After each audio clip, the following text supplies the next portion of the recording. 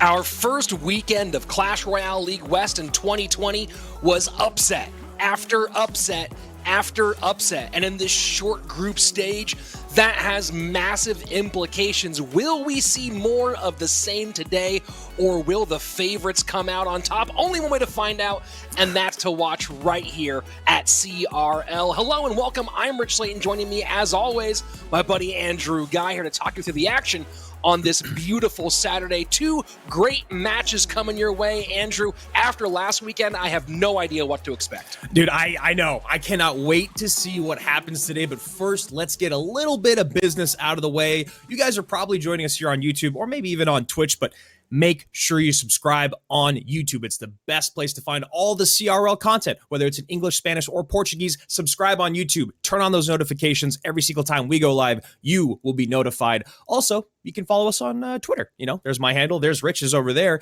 But more importantly, follow Esports Royale EN. That's the best way to follow along in English for all the best up-to-date competitive Clash Royale news, especially surrounding CRL. And lastly, speaking of CRL, Fantasy. Yeah, that's right. Week 2 of Fantasy. Win your 1,000 gems. Put together your Moneyball squad and walk out with the most crowns. So 4 players with the most crowns at the end of the season will give you that 1,000 gems. I actually just dropped a player right before we went live and switched it out. Rich, did you do the same, or are you sticking with the 4 you had last week? I just posted my new picks on my Twitter, so if you went and follow me at Rich Slayton, you can see what I'm picking for this week. And let's take care of business first, though. It's the match format. How do we play Clash Royale League? Well, during the group stage, a 5-team group, a round-robin 4 matches in the group stage, played 2v2 and 1v1 for the first 2 sets, best of 3, King of the Hill as set if necessary. 2 groups of 5, the top 3 teams from each group move on to our playoff format, 6-team playoff. The first place teams get a first round bye, but they all play through our 5-set format for playoffs. 2v2, 1v1, 1v1, if necessary, a third 1v1 set, and if we get there, that final King of the Hill to decide it all. Andrew, I love these BO5s. Yeah, I'm very, very excited about it, and a huge part of those tournament is our standings. Look at this. I mean, here we go.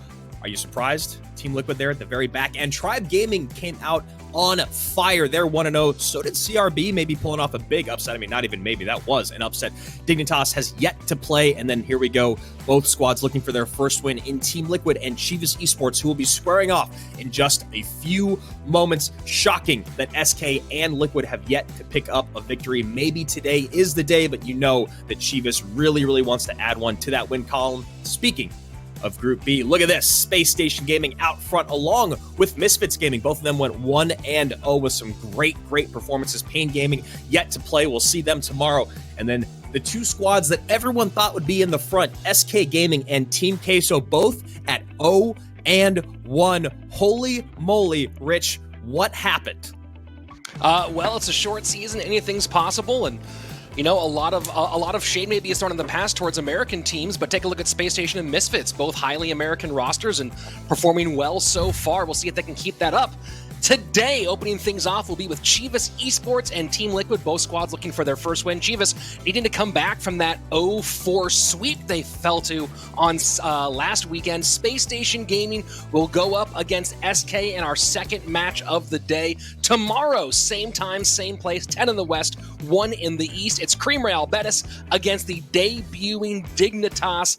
And then finally, Misfits, who looked on fire last weekend, up against the Brazilians of Pain Gaming. So all of our 10 teams will have played by the end of this weekend. We'll have a lot more of a picture. And of course, with this shortened group stage, Andrew, some of these teams could be 2-0, some could be 0-2. We could really have a lot of things kind of not quite set, but a very clear picture of what might happen by the time that we're through Sunday. Well, the squads that already have a win today, getting 2 or becoming 2-0, well, I guess the squad, 2-0 is huge. It feels like 2-0 is basically locking in a playoff spot, or at least you're always going to be on the cusp, right? Like something crazy mathematically has to go on, and you have to lose out in a horrible fashion to probably not make playoffs if you start off 2-0. So I think SSG could be in a really, really great spot. The other 3 squads we saw only picked up 1 set win between all 3 of them combined. So I think that's a really, really important thing to pay attention to as we talk about set differential, and also 2-0 as opposed to 0-2. Yeah, I think that the team that has the most to prove today and needs wins the most is Chivas, falling not just 0-2, but 0-2 in sets, but 0-4 in games. Yeah. Another big blowout today might mean an early end to their season. So as we jump into our first match of the day, they have a tough out here against the defending world champions, Team Liquid, who had some stumbles last week, but this is still Team Liquid. You can never count them out. Of course, they stumbled early in the spring, and they came back to win that spring split in 2019. So I don't know, man. This would be a tough one for Chivas today. Yeah, I couldn't agree with you more. And taking a look at that Chivas roster, some new names, some old names that you might recognize. We got Adrian Piedra, who's a big-time veteran of the game, Pompeo 4, who you guys all know from online as well as CRL. Speaking of online, Anaban, is he fit to be at CRL West? We'll find out again if he plays that 1v1 set. He definitely struggled in his last match. And lastly, Richard. We have yet to see Richard play. Will we see him today? I'm not sure. I feel like if I'm Chivas Esports, I'm going to stick with the three that I had before to see if we can pull out that win. You got to guess that is their A squad. On the other side of it, I think we'll start off with most likely the 2v2 duo of Diego B and Canario, who are 5th and 6th in career 2v2 wins, a very difficult out for their 2v2 opponents from Chivas Esports. And then, of course, Igor, the young superstar, the pride of the squad from CRL World Finals. And will we see the goated one, Surgical Goblin, today? Didn't see him last weekend. Of course, everyone chomping at the bit to see one of the most storied players of all time make his CRL West 2020 debut. So here are our 2v2 lineups. Chivas Esports coming out with Adrian Piedra and Pompeo, banning Giant Skeleton on the other side of it, Diego B and Canario for Team Liquid, banning Tornado. Between the four of these gentlemen, only one game was won in their first matches, and that was by Diego B and Canario, who picked up their second game against CRB in the 2v2. But other than that, it was nothing but L's all day for Chivas Esports and Team Liquid. Is this 2v2 set ever important here, Rich, or do you think either one of these squads can kind of make it through and we'll just see what happens if they make it to King of the Hill, or do one of them have to win 2v2? Man, I don't know. It's such a tough one. It feels like this 2v2 is going to be very difficult for Adrian and Pompeo. Talking about an experience gap here, Canario and Diego B have combined throughout their career 68 combined career 2v2 wins. Wow. Adrian and Pompeo, a total of 13, all 13 of those for Pompeo. Adrian Piedra has never won a game of 2v2 in Clash Royale League play. It just seems like there's a big difference here. If Chivas can pull off the win here in 2v2, all bets are off in today's opening game.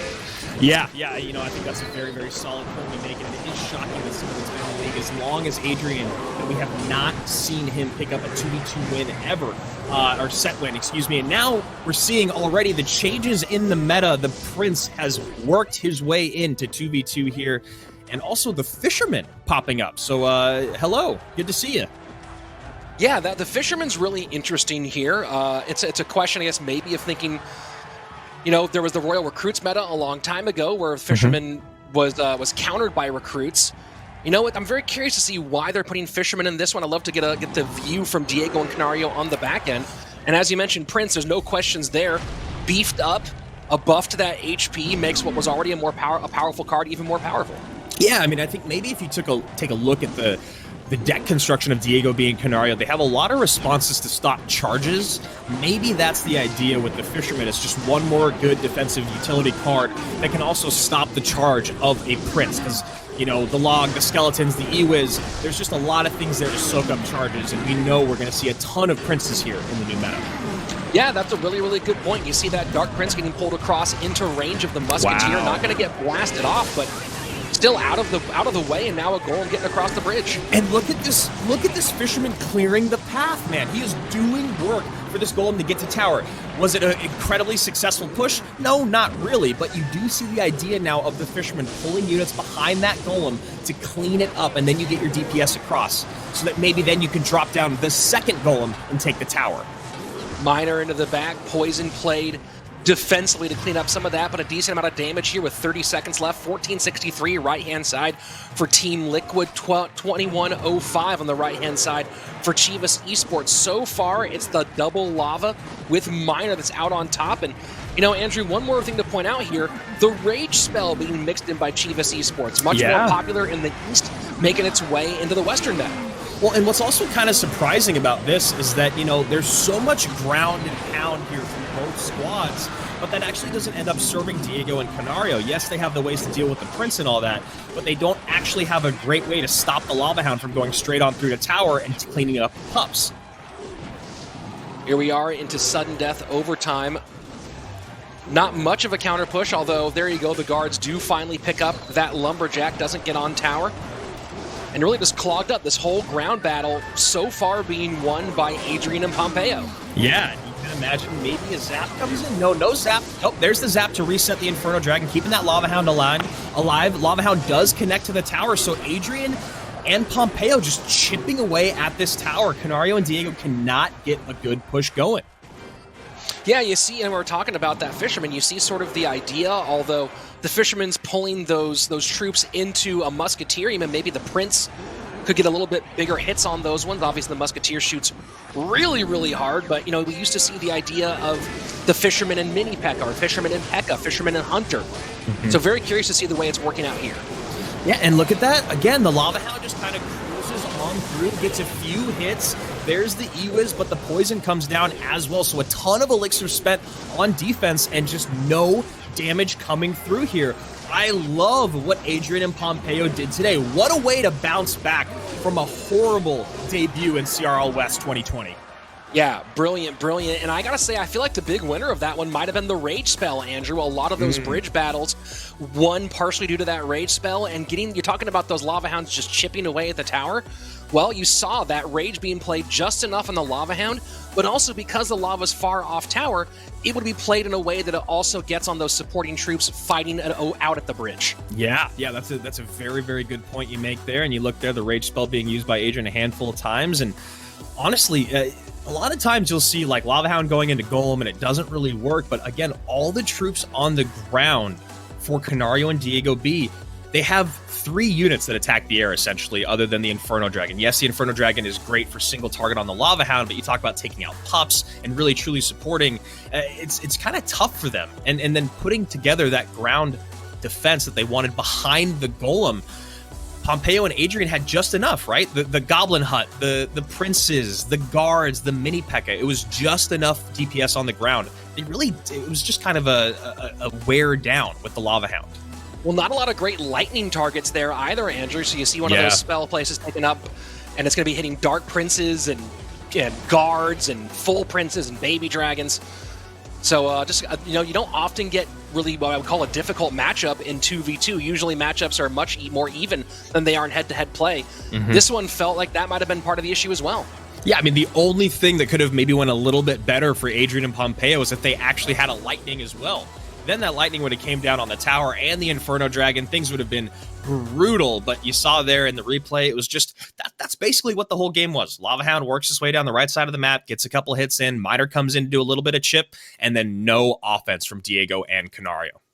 Yeah, it was absolutely rough. And again, really excited to see Rage get mixed into 2v2. Most people don't love Rage in head-to-head play. It rears its ugly head with that Goblin Giant Sparky deck, but we've talked a lot about 2v2, where the Rage spell has a lot more utility as one of those 16 cards, and the precision you can get from it compared to a Lumberjack. We saw that pay off here for Chivas Esports. So now this is the set. We talked about this, Andrew, where if they can win 2v2, all bets are off. You don't know what happens in head-to-head play between these two, especially with the wild card Anaban mixed in. But if Chivas can win this next game, who knows what happens next? Yeah. And the other thing is that I just thinking a little bit more about that game was, the Golem deck, you think it would succeed because there's no Giant Skeleton in play, right? You think that the Giant Skeleton could never just be dropped right at the river and clean up all those DPS troops. But you talk about it, those battles at the river with the Rage assisting, it was basically the same thing as a Giant Skeleton, except with a much larger counter push in return. Yeah, so kind of a surprising one here. A lot of people, myself included, thought Team Liquid would have a much easier time of 2v2, but now playing from behind are Canario and Diego B. 1 game in hand for Chivas Esports, and of course, only takes 2 sets to win the overall match. Let's go ahead and jump in to game number 2 of 2v2 Chivas Esports on set point right now as we move through this set. So, Rich, if Canario and Diego get swept in this set and they end up going 1-4 in their first 2 matches, do you switch it up and bring out Surgical and let Igor play 1v1? Because you know Surge and Canario worked really, really well together. Yeah, that's really, really a tough one, and that's a question where you have to go back and look at the game tape and see what is it about it. Is it that it's Diego making some errors or Canario making some errors? Is it just deck choices going on? They've been playing Igor in 1v1 already, so that the Surge being for 1v1 hasn't been a concern either. I don't really know. It's a really curious question. It's one of those things that's going to be where Eric Benamou makes his money, is trying to figure out the solution to that problem. Yeah, and at like 225, 230, there was a really, really nice snowball that came out from Adrian and Pompeo to activate King Tower with the Goblin Barrel. So definitely hats off to them for a really, really nice interaction. And, we both went for beatdown, one in the sky, one on the ground in game number 1. Now it looks like they both decided to go bait. And you can see Skelly barrels and Goblin barrels all over. We'll keep an eye on how precise this mirror matchup is, whether it's all the way down to 16 cards, or there's a bit of a shift here. And so far, as you said, pretty good for Adrian and Pompeo. Yeah, I mean, right there you saw Diego and Canario just a little bit out of sync, giving so much log value. I believe it hit the barrel, it hit a skeleton barrel, and it hit a dark goblin, all for 1 log. So you got to change up your rhythm just a little bit so those things land at different times. So 1 log can't do that much cleanup. And you see the big difference there, where Team Liquid was just forced to use 2 different spells and go, yep.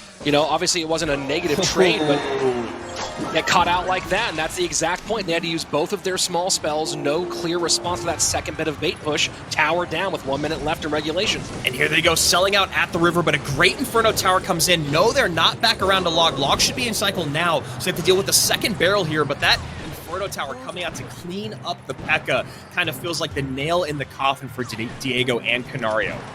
Wow, just an absolute wow. Mega Knight down, 40 seconds left. A lot of the bridge. Inferno Tower now not in cycle this time.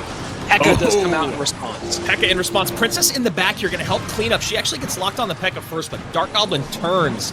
And this has been a complete 180 for Chivas Esports against the world champions.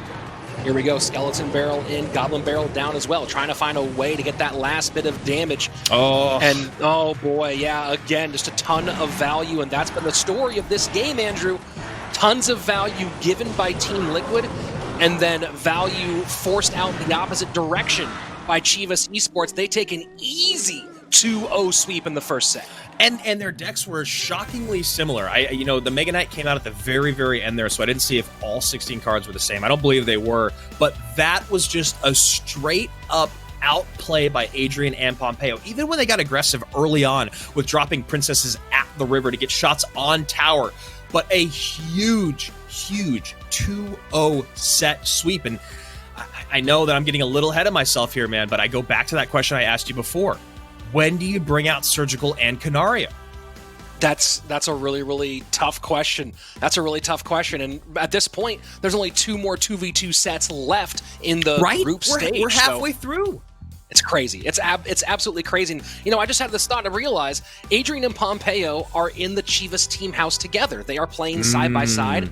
Canario and Diego B aren't just playing away from each other. They're across an ocean for each other, with Canario in Spain and the Canary Islands most likely, and Diego B in Florida, I believe. So a little difference in terms of how they can communicate, maybe. Yeah, that's a huge point you make there, and the decks were exactly the same. So again, mirror matchup in 2v2 does not happen that often, but there's just so many great moments here by Adrian and Pompeo. They knew when to be aggressive, and I love the fact that you brought up the team house thing, because that is the thing with these interactions. You look at the timing on all of these spells, and you look at the way that Diego and Canario have to cycle them, but this type of communication, this type of synergy, look at that. It's beautiful. Skelly Barrel comes in, God Barrel behind, one taking for the other, spells are out of cycle, and then, again, on the other side of it, you and I both had moments where we mentioned Team Liquid giving too much value for the logs. That didn't happen for Chivas, and that was the deciding factor. Well, I mean, that whole 30, 40-second sequence was a pure lesson in how and the positives and negatives in bait, because just before that play we saw on the right-hand side with the tower down, Chivas taking that tower from Liquid, was that big log for the Goblin Barrel, Skelly Barrel, and Dark Gob on the left-hand side. So you see one spell take out 3 troops on one side, and then you see on the other side how the Goblin Barrel forces out the log, the Skelly Barrel forces out the snowball, and then they go bam, bam again, and there's nothing for it. And you just see the full spectrum of bait being played in about a span of 30, 40 seconds. Yeah, and you know, those trades are 2-4-6, 2-4-9, 2-4-8. Like, those are massive, massive elixir swings. And in 2v2, it is so much more brutal. We talk about it all the time, but the elixir flows more slowly in 2v2. So those trades, those positive elixir trades, mean everything, especially when you got a quick cycle bait deck like that. So now we move to 1v1, man, and I can't imagine that Chivas brings out anyone other than Anaban. Do we see Surge today, or do they just keep riding Igor? I don't know. I mean, we haven't seen him yet. You bring up the idea of 2v2. Of course, he and Canario had that great 5-set run in the spring season.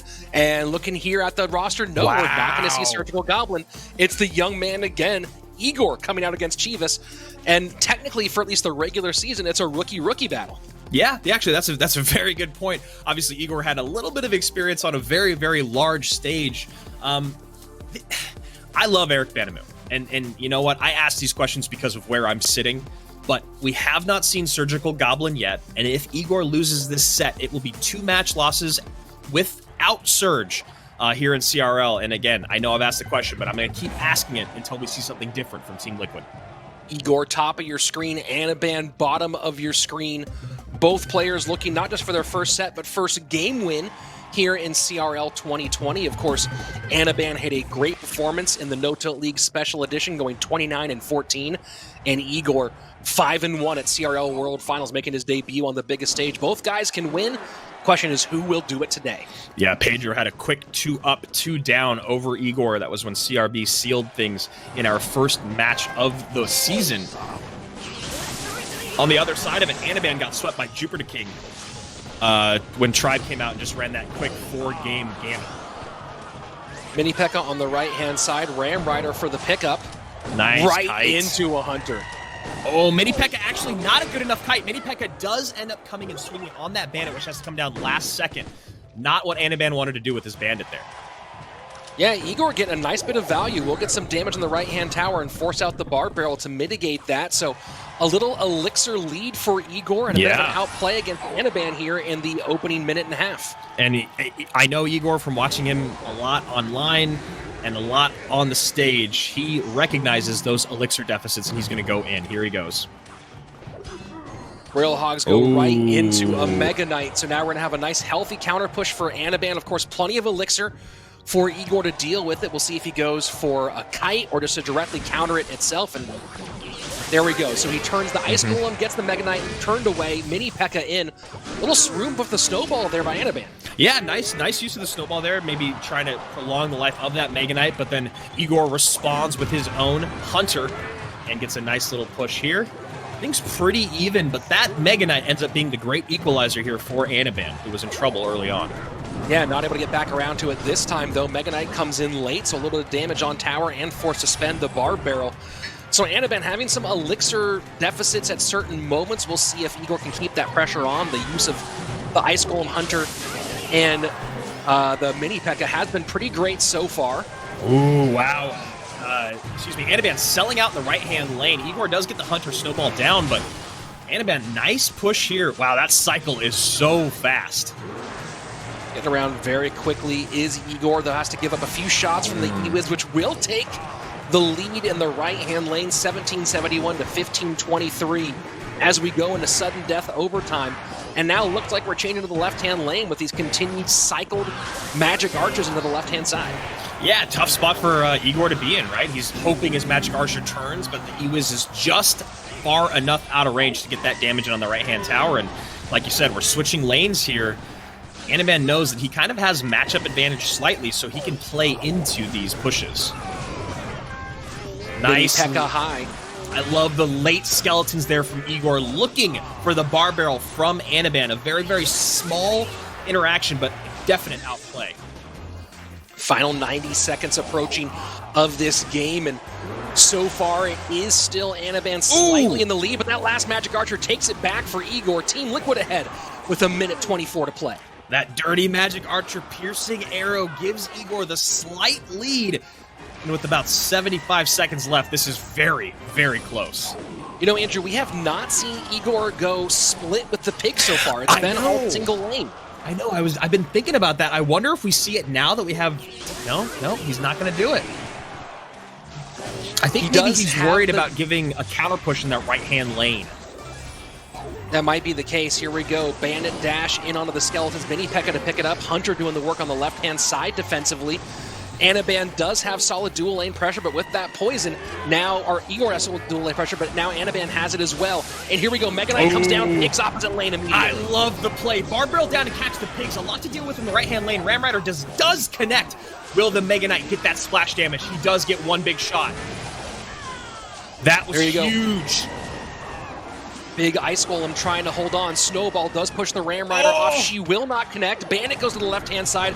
Barb Barrel behind. Igor has nothing to play defense there. Has to just go in hard on the left. Mega Knight is back in cycle. Does he go a high Magic Archer? He does, but the Mega Knight's offset to the right. A very, very nice play there by Anaban.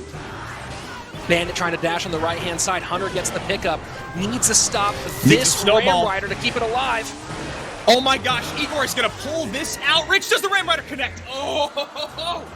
Oh my word. Igor finds the one big opportunity. Mega Knight goes to the right-hand side. He throws the pigs at the bridge, and with one big moment, takes this game from Anaban. And you saw all that poison damage adding up over the 5 minutes of gameplay from Anaban. He only lost that game by less than one poison, about 160 HP. So Igor did a great thing in turning the match in his favor in the sense of playing where he wanted the battles to happen.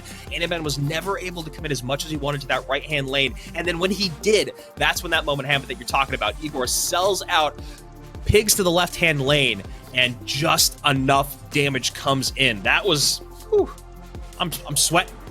Let's go ahead and jump into the replay, and this is the final moments. You see the Mega Knight trying to stop that last bit of damage, and this felt like it could have been the big error on Igor's part, the Magic Archer coming down early and not getting geometry, but in the end, the Snowball Mini P.E.K.K.A. combination, enough to keep the Ram Rider off of that right-hand side, and the Ice Golem on the left, stopping the Electro Wizard from getting damage on the left. So good management on both lanes by Igor. Yeah, I mean, Ice Golem MVP, and I really appreciate the fact that you brought up that happened with those pigs. And oh no, I lost my thought. I totally lost my thought about the Royal Hogs push that I was just gonna say. Well, it doesn't matter because we're getting into a game number 2 here in a moment. The big question is, now with so many losses in a row, does Anaban in his own head? You know, this is a guy who confidence has been a big part of his game. The sniping on ladder over and over again. No Tilt League Special Edition certainly boosted it, but it seems now that the question has to be asked, is Anaban getting to a point where he might be beginning to tilt? I was going to say, I appreciate that you brought up that early Magic Archer, because that was what seems like kind of maybe like a 5K, 6K play, right? You expect your opponent to drop the Mega Knight right down the middle of the lane. You go Magic Archer at the bridge, game over early on, but we're at CRL. So it was a half second early, right? If he plays that Magic Archer literally a half second later, 1 second later, and one tile to the right, he wins that game without you and I freaking out, screaming, and me forgetting what I was going to say. Let's go ahead, jump into game number 2. Igor with one in hand, looking to send this thing into King of the Hill. Let's jump into the action. I love seeing the Firecracker. She not what I'm playing against her, but I just love watching her in these high-level matches.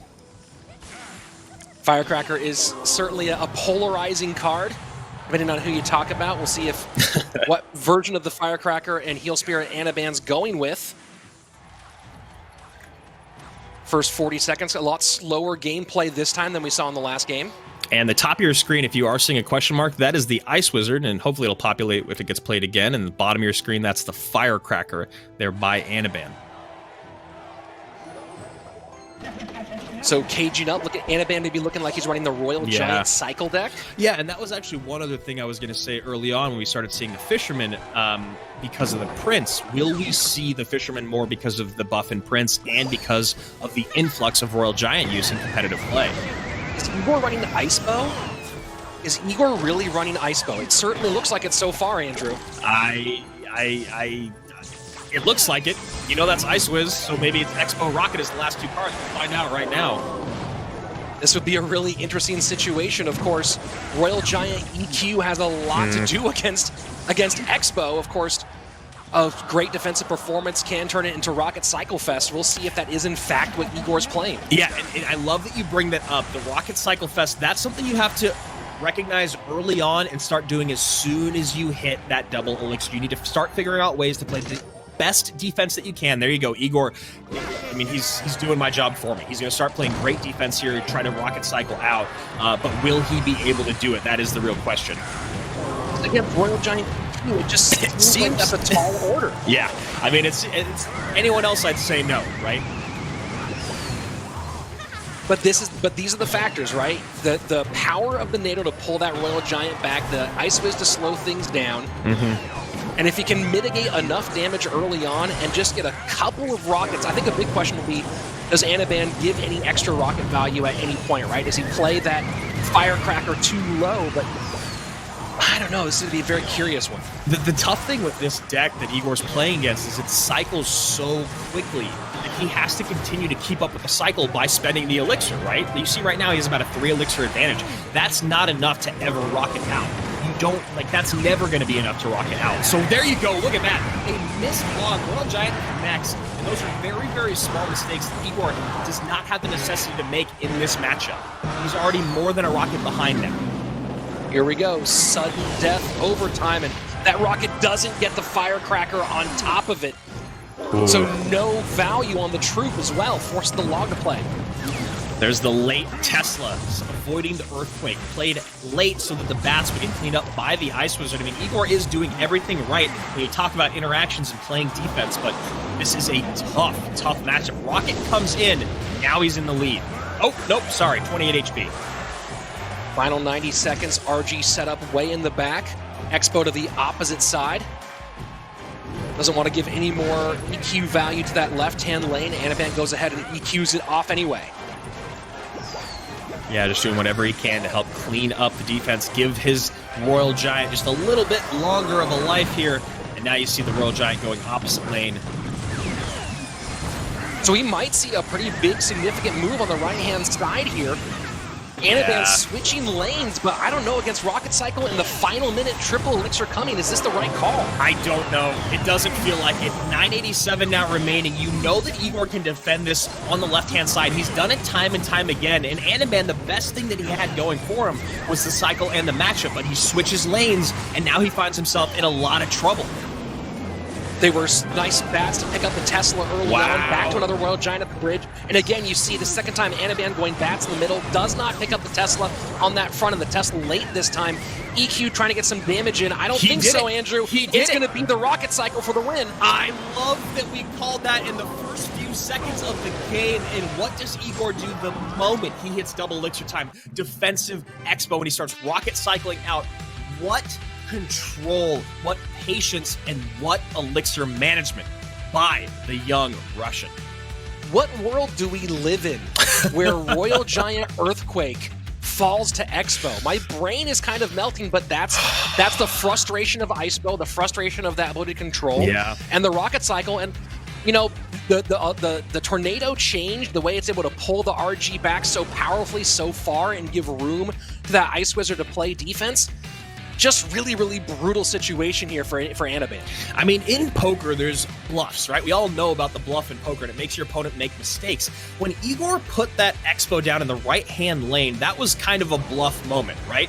Yes, you can Earthquake it, but then he sent in bats, he sent in a Royal Giant, and he sent in a Firecracker, all in the right-hand lane. That was the moment the game shifted in Igor's favor, because Anaban started to split his damage, and he was never able to get that cycle back the way he wanted it. He wasn't able to get that Earthquake damage and the one Royal Giant hit in that he needed time after time in that left-hand lane. I am so impressed by what Igor just did.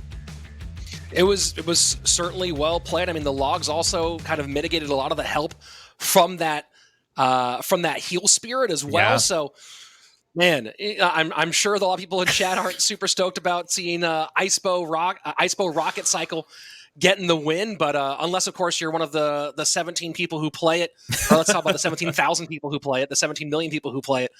Brutal. Absolutely brutal. Almost kind of like a new spin on a classic matchup. And we had a 2-0 sweep for Chivas to open things up. Now a 2-0 sweep for Liquid on the opposite end. We're going to King of the Hill. Yeah, King of the Hill. This is where things get really, really dangerous for Chivas Esports. I think probably we'll see Canario, Surgical, and Igor in that 1v1 set. We haven't seen Surge play yet, so maybe now he'll finally make his debut. But I forgot the Heal Spirit was even in the deck because it was so well managed by Igor. I didn't even see it half the time because those logs came in perfectly timed every time. But does that also speak to Anaban's sequence of his attacking? Was Igor, he did this, Anaban would go bats at the river high to catch the Tesla. He would go Heal Spirit directly afterwards that would get logged every time. So about halfway through the game, you saw Igor, all right, I'll just delay my Tesla in the middle. I'll clean up the bats with the Ice Spirit. Then I'll drop my Tesla high. You'll miss it with the Earthquake. I'll save my log for the end, and then I'll Tornado. So obviously very easy to say, not easy to do, but Igor made that look really easy. Well, a lot of this game was about the backfield play, right, Andrew, where the triple spell of Igor was able to deal with the Heal Spirit and the Firecracker. Yeah. Whereas there was really no good way for Anaban to get at the Ice Wizard. Remember, this deck doesn't play a really true penetrating big spell. It plays the Royal Delivery defensively. So you don't have a great way to get on that Ice Wizard. And so even a very low HP Ice Wiz able to get a ton of value against that Royal Giant, keep it slowed down, and help that whole cycle get back around one more time. And you saw that Igor just played it perfectly. Yeah, and that's a really important point you make, because we always talk about protecting the Princess, protect the Dark Goblin, protect the Musketeer, but also just protecting the Ice Wizard. So much defensive utility, not a lot of damage, but that was the bane of Anaban's existence. He could not get to that Ice Wiz. Here we go, Rich, King of the Hill. Talk to me about it. Well, here we go. You asked for it, you shall receive. Surgical Goblin leading things off for Team Liquid, followed by Igor and Canario in the number 3 spot. Opposite side, we will not be seeing the debut of the young man Richard, who had some great King of the Hill performances in the No Tilt League Special Edition. Instead, it's The Rock, Adrian Piedra, Pompeo, and Anaban closing things out for his side. King of the Hill, Andrew, how's it work? King of the Hill, each squad gets 3 players. Each player has just 1 life, and the first team to eliminate all 3 players of the other squad wins the match. And we saw some incredible King of the Hill play from our good friend from Wings last week. And, that's basically what you expect him to do. Here in King of the Hill, we're seeing Surgical Goblin make his CRL debut. What are you expecting out of this guy? Well, he's one of the greats. We haven't seen him yet here in CRL 2020. And he and Adrian Piedra have a lot of experience against each other. So yeah, I'm looking forward to this one. 2 long-time all-stars of the game going head-to-head here in the 3rd and final set. And kind of a surprising number here if you look at King of the Hill. Adrian Piedra at 45% in his career. Surgical Goblin only at 48% in King of the Hill. So a very even matchup here. Well, you have to keep in mind about that 48%, Andrew. Most of that negativity comes from Season 1 in EU, right? Went 1-6 in King of the Hill in that first season where Team Liquid just didn't have it together. Since then, he's gone 14-10, so a positive win rate in 2019. Almost has made up for the troubles they had in that CRL 2018 season. Yeah, it is so crazy to think about where Liquid was at in 2018 as opposed to where they are now, and where Surge was at. A lot of people were calling him washed at the time, and no one's saying that anymore. Well, I think that the Twitter trolls will throw washed out whenever they want to. Yes, that is true.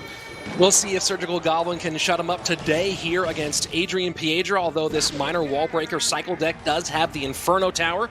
Could create some challenges. We don't know if he has any other way, Adrian, to deal with the aerial assault in that 8th card at the moment. Surgical Goblin going Lava Miner and playing slightly with the lead, although this miner might change it as we get closer to double elixir. Lava Miner isn't really an archetype that comes to your mind when you think of Surgical Goblin, but honestly, I've watched him for years on YouTube and in CRL. He is so good with Lava Miner decks. You almost sleep on it because you think about Miner bait, you think about log bait with him, but when it comes to Lava Miner, Surge is definitely one of the best. And look at that, Inferno Dragon does get a little bit of burn on the right-hand side. Andrew, we are seeing one big shift in Lava Miner that this might be a clue as to where the season is headed. we're seeing guards rather than barbs. Yeah. And I got to think that's about the Prince. 100%. Yes, the barbs are a great counter for the Prince as well, but you're not getting that +2 trade, which is really, really important. The guards, 100% mitigation from the Prince, a +2 elixir trade. It's a no-brainer.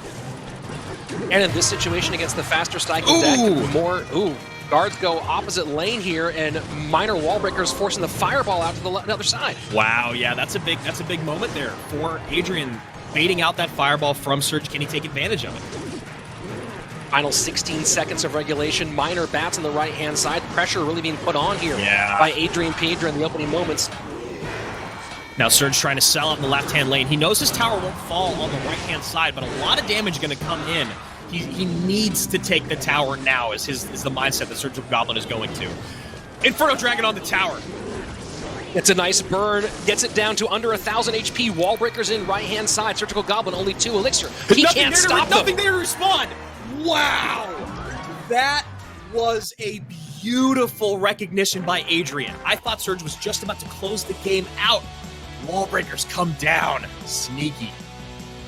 That's an interesting one, Andrew. You saw, and I was going to mention it a moment before, you saw the guards come in as part of that sellout on the left-hand side from Surgical Goblin.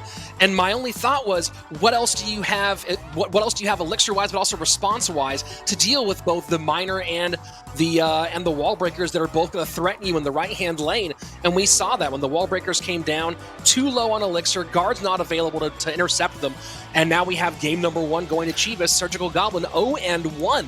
On his 2020 CRL campaign. Yeah, one of those moments. We've all done it before. You see the light at the end of the tunnel. You want to sell out at the river. The guards come down, and you're like, oh, wait a minute. Now I have nothing to catch his wall breakers, and those guards don't really do anything other than die and cost me 3 elixirs. So Adrian does a great job, and that's the other thing. When you go against these specific types of archetype, right, like 2.9, 2.6, usually what Lava Miner does look like, you know that your opponent only has 3 cards on the ground. Whether that third card is the barbs or the guards, if you see all 3 of them get played very quickly, you know that there's nothing else there, and that's exactly what Adrian did. 2 elixir to win the game at the end by a great cycle recognition. So you see the zap comes in on the right-hand side, so nothing really effective. And this was the moment where Surgical Goblin made a choice, decided to eat those 2 and instead load up on the left-hand side.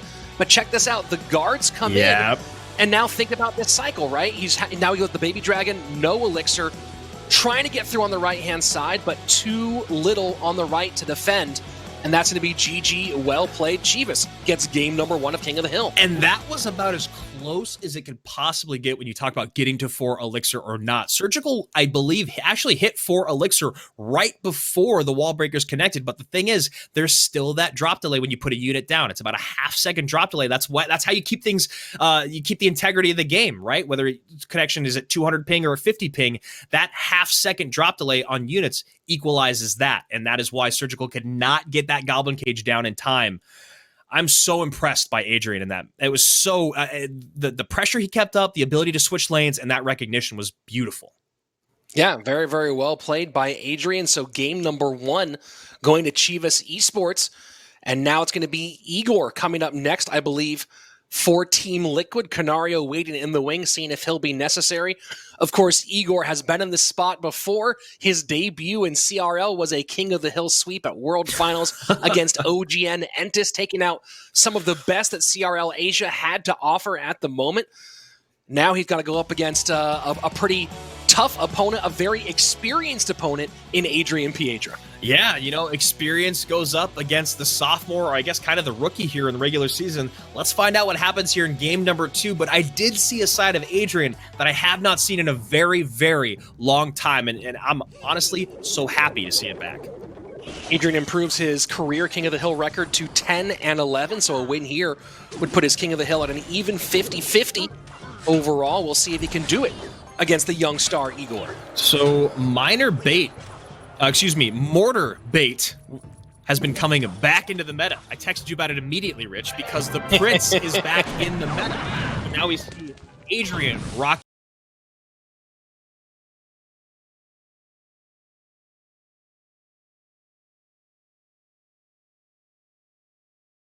Little Chen deck, is that what we're seeing? Or a variation of Little Chen? Now, Andrew, you're the mortar bait player. I don't play it much. Have you personally run into this matchup playing mortar bait?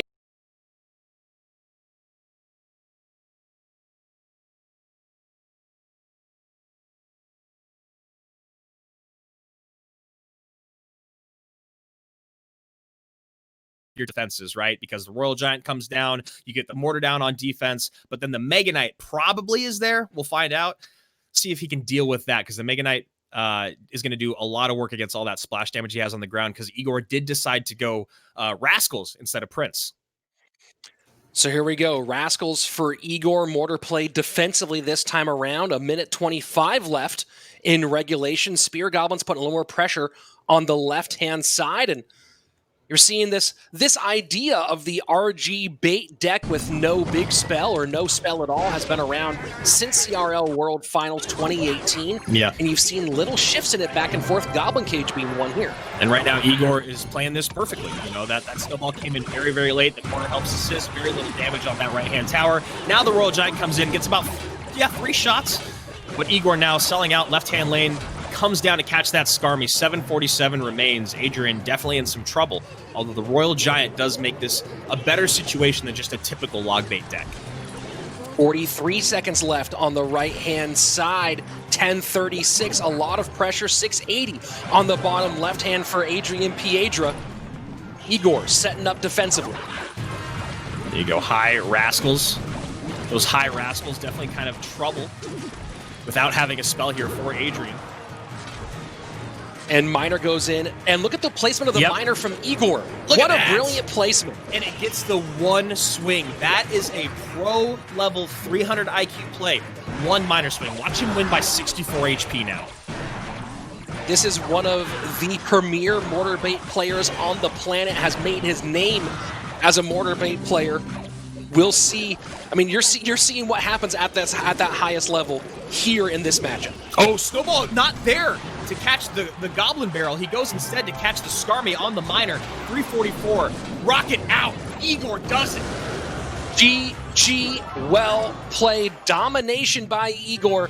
The extra shot by the Miner, unnecessary. Pretty fancy footwork either way. A lot of fun to watch. And Igor evens things up in King of the Hill. He did such a great job of holding his mortar for defense only, but also never overcommitting on offense, so he didn't find himself searching for Elixir when Adrian tried to sell out at the river. And the biggest thing here, we talked about how we thought it was going to be the Prince, right? The mortar miner bait with Prince is so popular, but instead those Rascals do so much so much troubling damage for Adrian because he has no way to get to the girls. He just can't get to them. You look at his cards, there's literally no way other than the Princess if you're very lucky.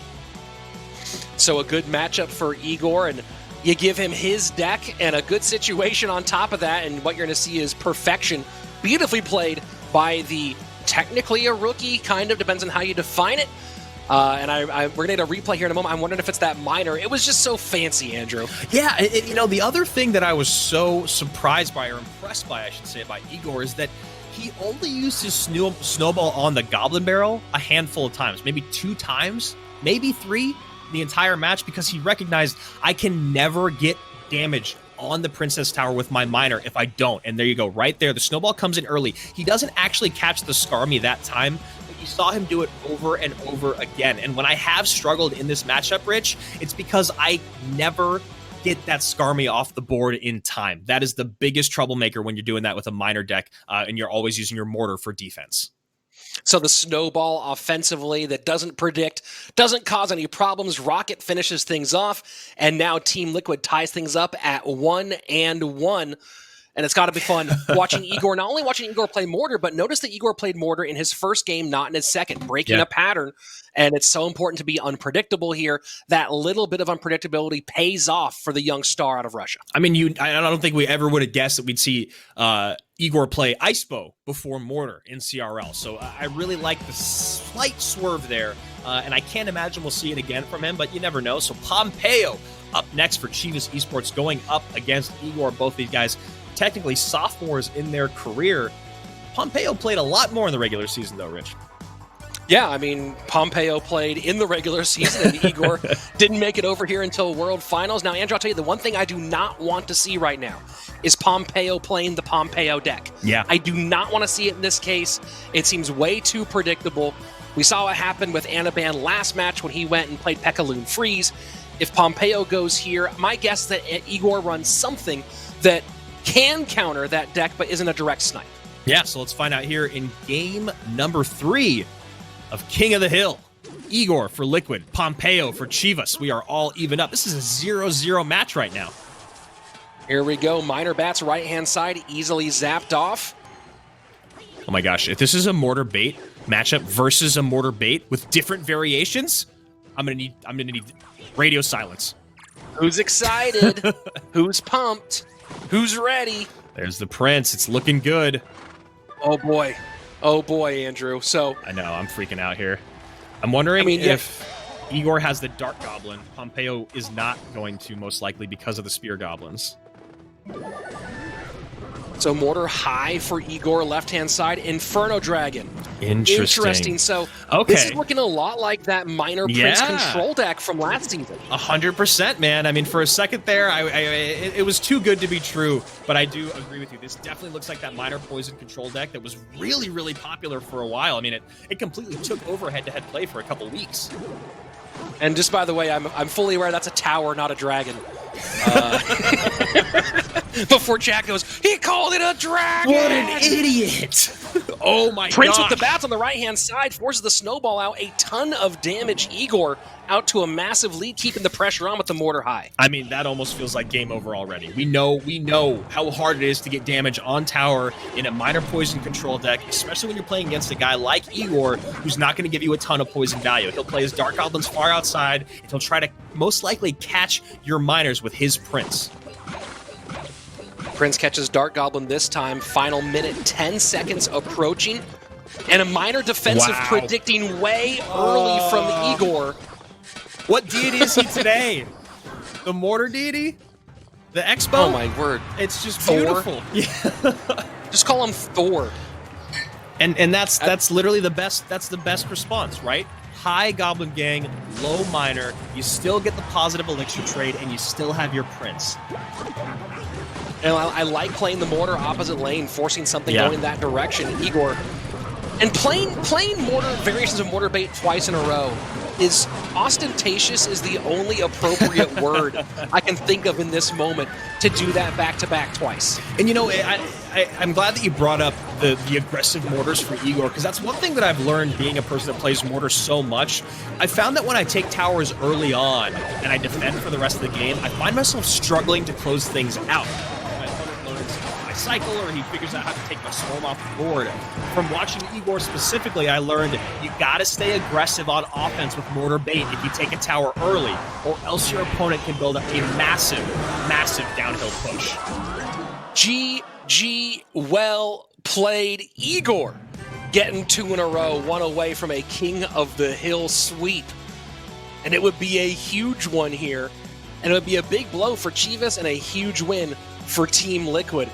Man, it's fun watching this guy play this deck. I know. I could do this all day. I mean, there was a moment where CWA, I think he put up like an hour and a half or 2 hours of Igor just playing ladder with Mortar, and it was my lifeblood, man. I watched that video like a couple times, and it was like 3 hours of content. So here you go. Igor, only 4 Mortars played, but it was really that Prince plus bats early on connecting on that right-hand side where Pompeo knew he was in a ton of trouble. And I think that honestly came off of a great recognition by Igor, where Pompeo was making slight negative elixir trades throughout, and then he just put the pressure on.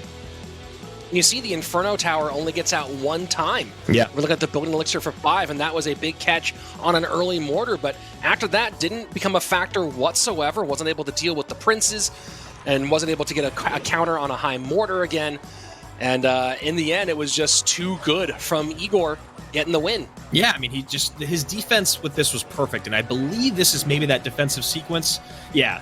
Oh, no, this is where he goes Goblins in the back, Prince up high because of the Bar Barrel on the front end, so we needed to commit a little bit more HP, but, you know, you talk about a guy that doesn't have log or isn't using log, and he's having to deal with these types of pushes every single time with the Prince in the front, the Miner in the back. I don't know. Just Igor just impresses me so much with these small interaction plays.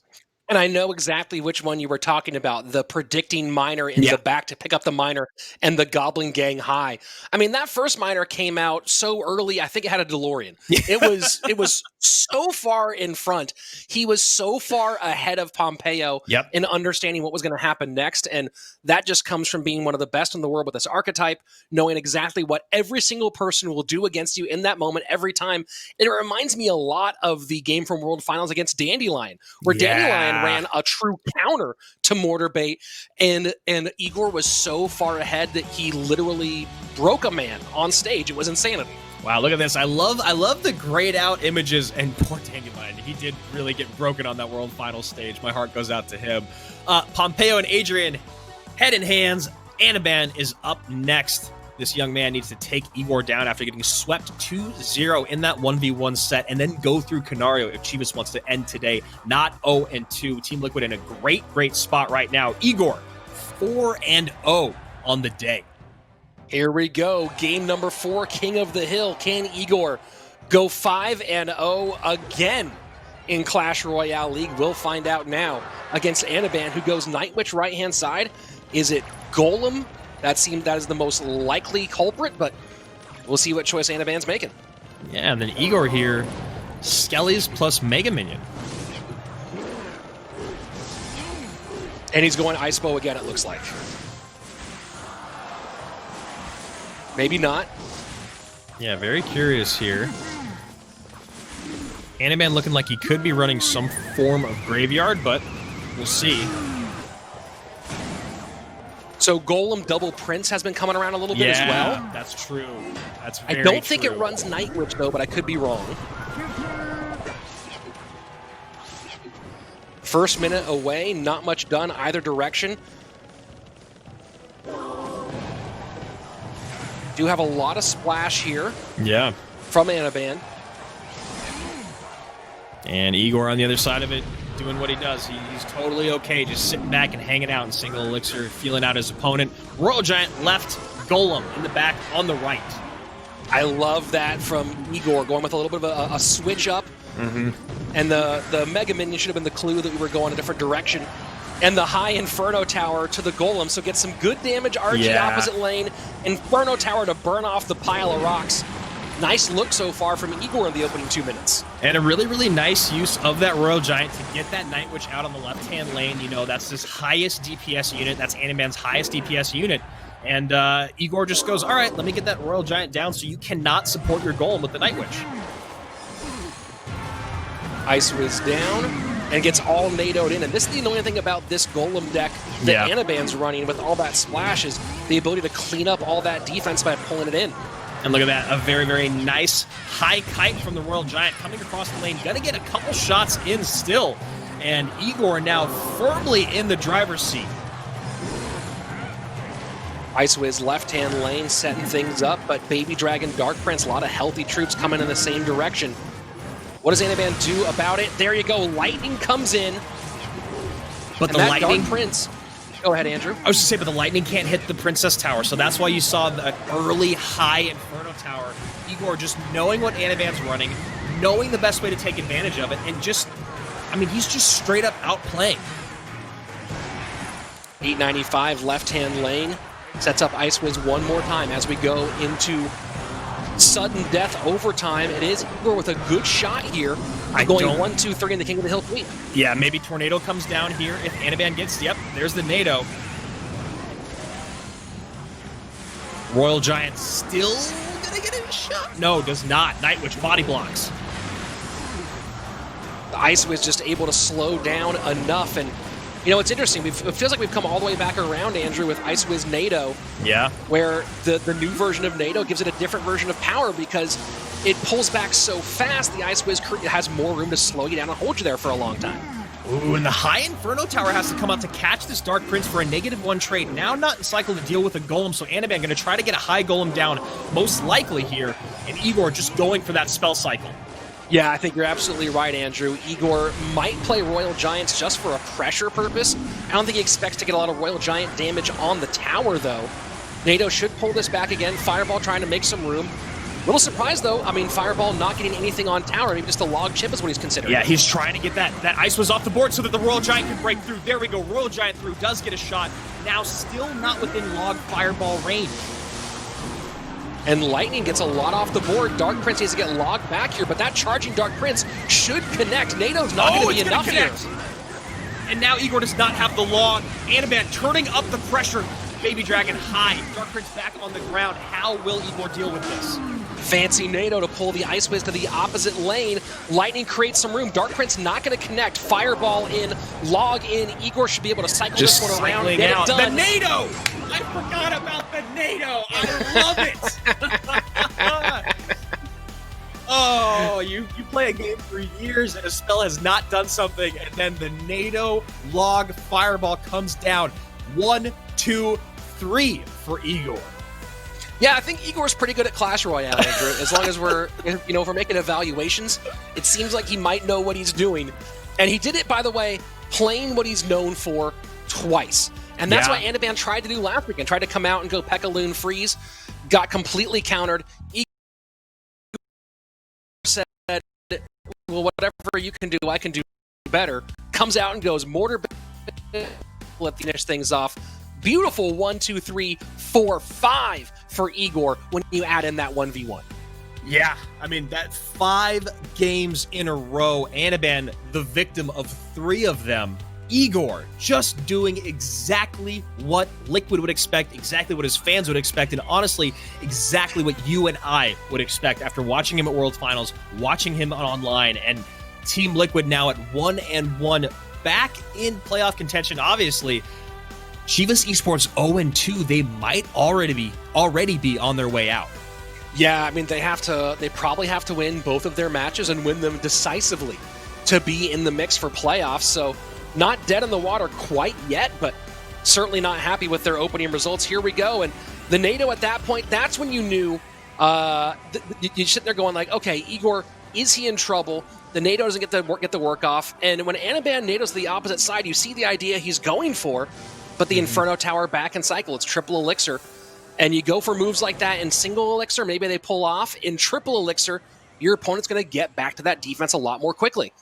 Yeah, and those lightnings, Igor did a great job of splitting up his troops. Those very high Inferno Towers are keeping enough units away from the Princess so that Anaban had to lightning those units and not the Princess Tower, because I think it was just 2 lightnings that he missed on the Princess. That might have been enough for him to close out the game, but he had to pick and choose, and that's why Igor is as good as he is. He makes his opponents make mistakes. It was certainly a whole lot of fun to watch, and we saw an interesting variety of decks from him as well today, Andrew. Of course, the Mortar Bait being played multiple times, the Ice Bow being played here, the Royal Giant cycle, everything fairly quick. You're talking about typically the more high cycle decks, maybe a little bit more skill cap. And when you're a guy who plays as well as he does, giving him those decks where he has the chance to outplay, a lot of value there. And we saw it coming through in spades for Igor today. Outplay for value. It's like should be the name of his book. Him and Jack should write that book, because we spoke to Jack about the same thing. Quick cycle decks, cheap cards. What is it about this? And it's the ability to get massive elixir trades on defense based off of skill. And that's exactly what we saw today. I love watching him play. I love watching him play Mortar Bait. So Team Liquid comes back and evens their record at 1-1. Chivas falls to 0-2, but we are not done yet. We'll be back in 5 minutes with our second match of this beautiful Saturday.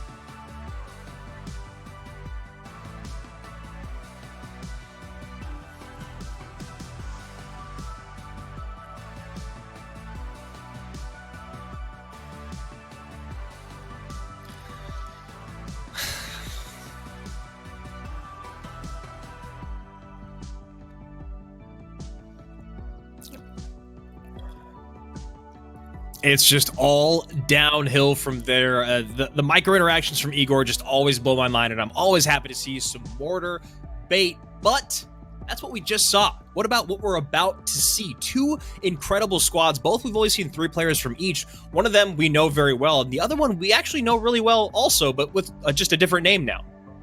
Yeah, it's going to be Spacestation Gaming going up against SK, the defending Western champions. And, you know, coming into the season, I would have said that I think there was a bit of an advantage towards SK Gaming. But after what we saw Spacestation do last weekend, the way the AC and RF played 2v2 was so next level, it makes this one a really, really competitive match today. Yeah, I mean, they looked so perfectly in sync, and we talked about that with Chivas in the last match. You know, being in a house together, which AC and RF are, you know, they did that. A lot of the best 2v2 duos are doing it, including Sam and Morton on the other side of the other side of the page. But AC and RF had that clicking synergy that we saw back in 2018 that every single 2v2 squad wanted to replicate. So here we go. Spacestation Gaming 1-0 going up against SK Gaming, our CRL West champions that had a bit of a rough start. Yeah, I mean, that's been the story for a lot of teams, but not for Spacestation. AC and RF, the 2v2 duo, who both are currently tied at the top of the career 2v2 wins list at 50 wins, along with Razzer. And then Lapa, who was brilliant last weekend in his 1v1 set. We haven't seen him yet. If we get to King of the Hill, probably will. Samuel, one of the all-time ladder greats. We've said it many times, over 30 top 10 finishes in his ladder career. We'll see if he gets in the mix today. And for the red squad, I just talked about it. We got Morton and Sam, who are staying in a house together. They'll most likely be our 2v2 duo. Javi 14, who came out and put on a very, very nice showing against Air Surfer and Misfits Gaming. He did pick up that 1v1 set, but they fell in King of the Hill to Wings, who was just on a run. And lastly, Sergio Ramos, the ex-world champion, the current CRL West champion. Will we see him today? I'm not sure, because honestly, if this is only a 2-set match, I don't think we will, but I'd be excited to see him in King of the Hill if we actually end up getting there. It's a definitive possibility. Of course, we've had some big-time 2-set sweeps, and it is going to be what we expected. Spacestation Gaming bringing out AC and RF for 2v2. Morton and Sam on the SK Gaming side, and between these 4 players, you have 4 of the top 7 2v2 players in terms of career wins in one match for this one. It should be a banger. Yeah, I mean, literally 4 of the most storied season guys in 2v2, but at the bottom of your screen, you might see we got Giant Skeleton Band, and that's not an error. Spacestation Gaming did not submit a card in time to be banned, so we'll see how the Germans decide to take advantage of that, and we'll see if that leaves Spacestation Gaming hamstrung at all. Let's go jump in to our opening game of 2v2. Morton and Sam, top of your screen. AC and RF at the bottom. And AC and RF have been known to run a lot of double graveyard in 2v2. Of course, RF, one of the great splash yard players of all time. Yeah. We'll see if that's the direction they're going in here. So here we go. Already looking a little baity here from Morton and Sam. Second set of Rascals going down into the right-hand lane. And double Prince here. So we might be seeing quadruple Prince out from Space Station. Gotta wonder what kind of tankage might be going in front of that. And when we were at WCG, we saw quadruple Prince, double Giant with Rage pay dividends for some of the Asian squads early on. And then the teams from the West ended up adopting it halfway through what seemed like it was only 3 days, but halfway through what seemed like WCG's season. We'll see what we see today. I can't imagine it'll be Giant. So we do see Mega Knight coming out from Space Station, and we've seen now Dark and Classic Prince out of SK Gaming as well. First minute, 15 seconds away, and no real significant lead either directions.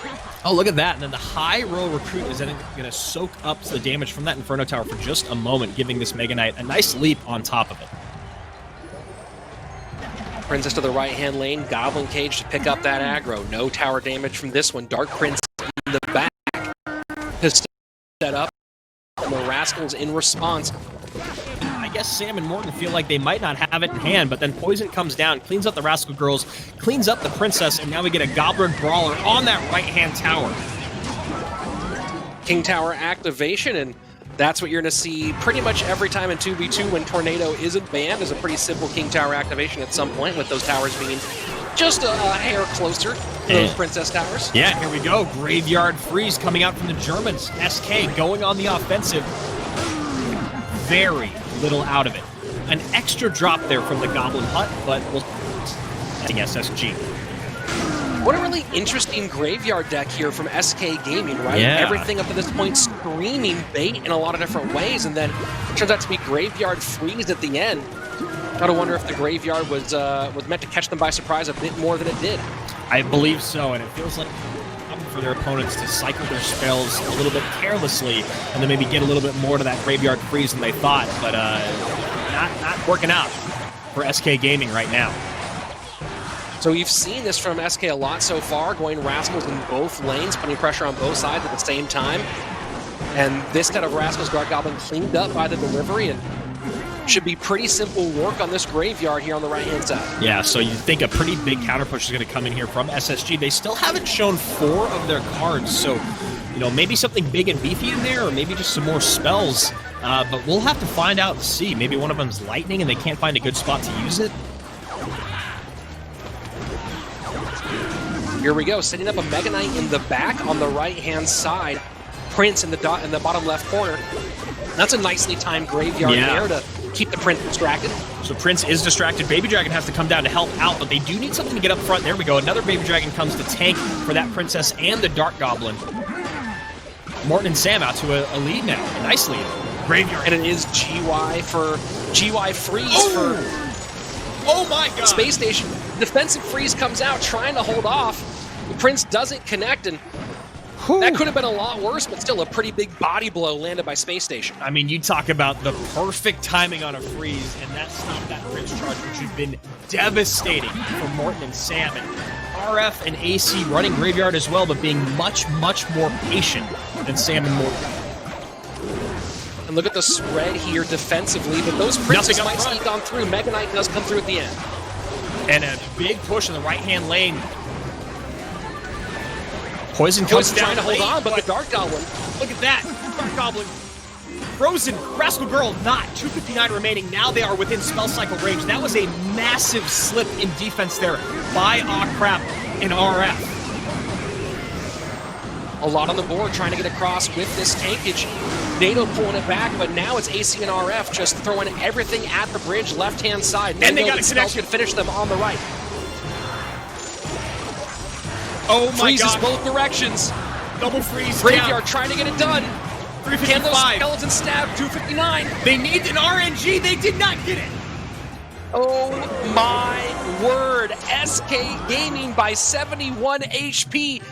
It seemed like everything was on that left-hand side. Somehow, none of it found its way to the tower. Sam and Morton survive. That was incredible defense by Sam and Morton on the top left-hand side, just to prevent 100 damage coming through. The bottom right, you saw, was within spell cycle range. I think it was at 259. They had Log, they had Poison, they had Freeze, they had all these abilities to take that tower out. But instead, they play patient. They use Poison on defense. They double down and then take the tower at the very end. And it all came from that Dark Goblin plus Rascal Girl that could not get cleaned up. I don't know how that Rascal Girl stayed alive as long as she did, but she did so much damage. Yeah, the Rascal Girl, as you said, didn't get frozen, and there was just kind of a melee happening there, and she went to town, just shooting those gumballs at the tower over and over and over again, and that damage started to stack up very quickly. And talk about 71 HP, that's the difference right there. Now, who knows what SK might have done differently if that Rascal Girl hadn't have put up so much damage, or what either team would have done differently, but that certainly is a pretty big gap in damage based on one tiny piece of a 5 elixir card. And there was a couple moments there where it really looked like SSG were just going to outright take the tower, but you have to give credit where credit's due, and Sam and Morton did a very, very good job of managing their defense and making sure they were taking care of everything as it came, so they didn't get those connections. Like right here, look at this. You think the Musketeer is going to connect. Nope, Baby Dragon comes down. You think the Eagles is going to connect. Nope, something else there. Princess is there. Freeze is there.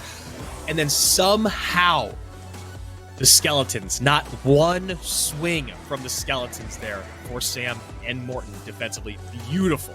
Beautiful. Well, that's where also that King Tower activation comes into play. Yeah. That double cannon on the King Tower activation, able to get a few of those skeletons off the board. And you talk about all these little things that matter, whether it's the Rascal Girl not getting frozen, that King Tower activation early on, maybe giving you a clue as to why those graveyards didn't come in until much later from AC and RF. And you saw there at the last moment, you saw those cannons firing, some of those skeletons getting taken off the board, and that ends up being that 71 HP difference. They just needed one or two to connect for a little Larry swipe, but not today. Not going to happen. SK steals game number 1. I mean, I think they outright robbed SSG from that first game.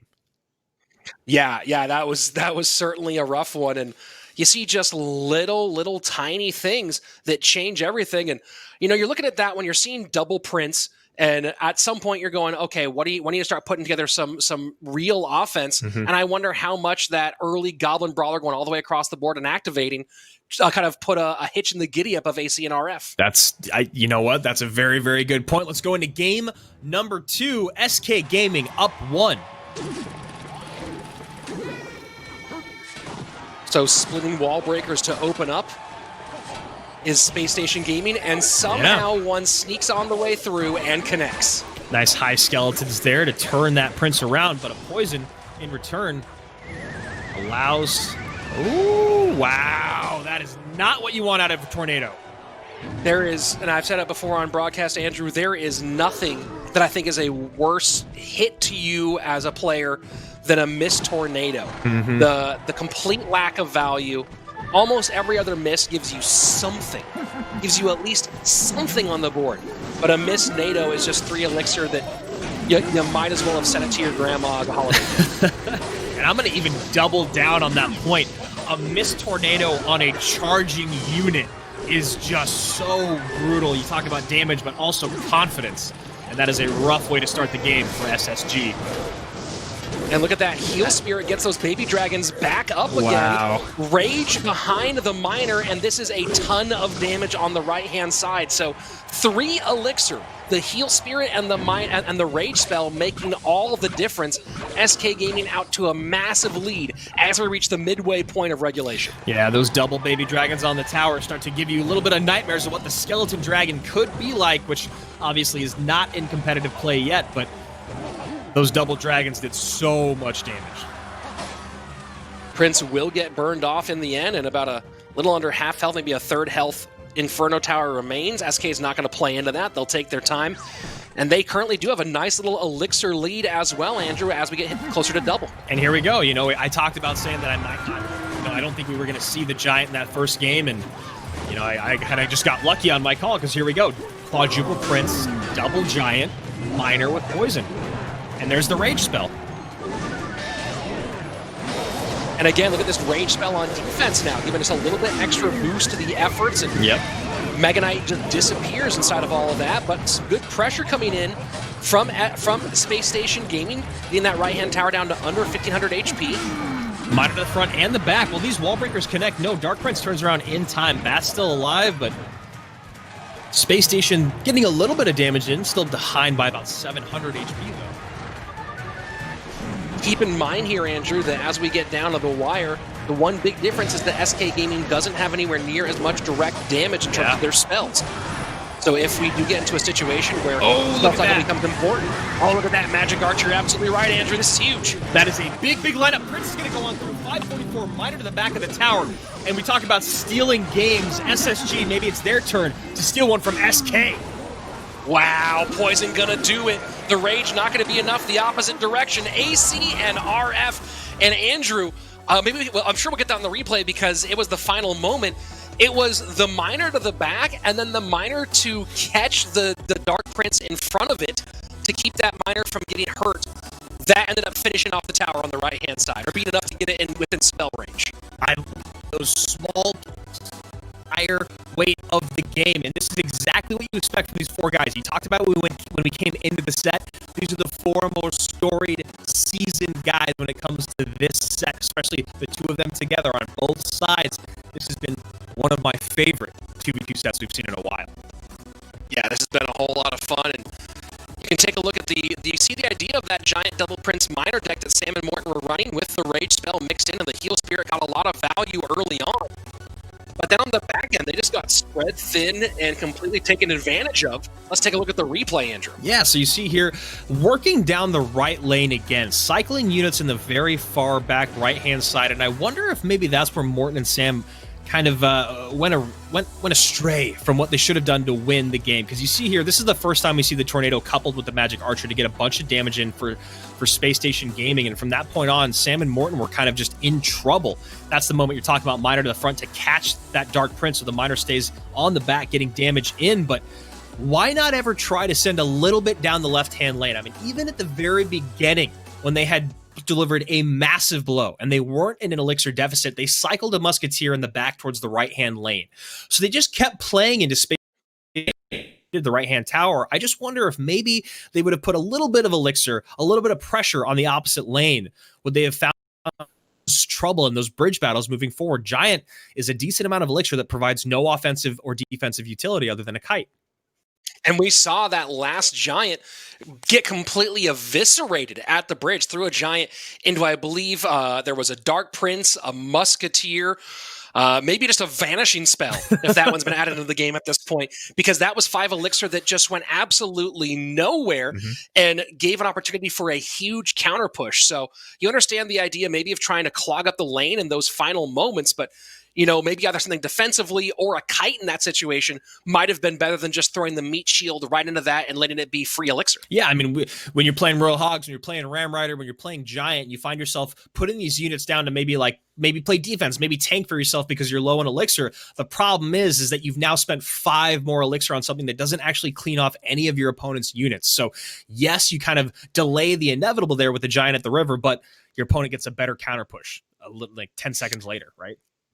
So here we go. This is what we wanted. 2 of the top duos in 2v2 going to a game number 3. Let's jump into the action. First set on the line, SK Gaming and Space Station. Your bans for the day. Morton and Sam banning Giant Skeleton. Top of your screen. Ah, crap, and the God RF. No ban today. Bottom of your screen. Picking up that last game. So baby dragons abound, and despite a nerf that certainly took some of the wind out of its wings, baby dragon still firmly in the meta in Clash Royale. Yeah. And again, it's still that idea of there's just not anything else that does quite what it does. Maybe that's kind of the idea of the skeleton dragons, is something else that's a flying splash troop. Maybe take a little bit off the baby dragon. Yeah, something that's a flying splash troop that, you know, can put a little bit more damage up with a little bit less tank ability, so you kind of have to pick and choose between the two of them and what suits your deck better, and also, of course, the ability to split the skeleton dragons. So I'm very excited to see when those actually do come into competitive, if we'll see baby dragon kind of fall out of the meta or not. So Golem, possibly Golem quadruple prince here for SK Gaming. We thought it might be the case in game number 1. Looks like it might come out here in game number 3, feeling a lot like Graveyard again from Space Station's AC and RF.